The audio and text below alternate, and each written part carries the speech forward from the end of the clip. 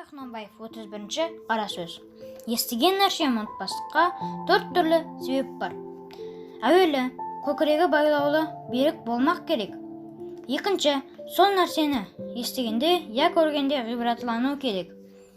Көңілденіп, тұшынып, ынтамен ұғу керек.